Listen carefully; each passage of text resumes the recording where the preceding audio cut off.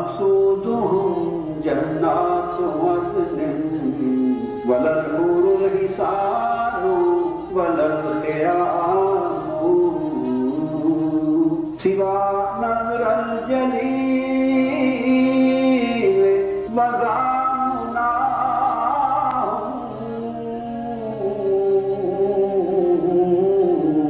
وهذا مقصد القوم الكرام.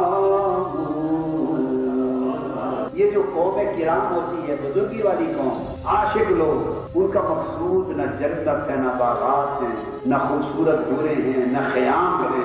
صرف اور صرف جنت میں جانے کے آرزو مند ہوتے ہیں وہ یار کو تکنے کی خاطر. انہوں نے سن رکھا ہے کہ یار کا دیدار ہوگا، وہ ایک جو ذات جلیل ہے اس کو ایک نظر تکنے کے لیے جنت میں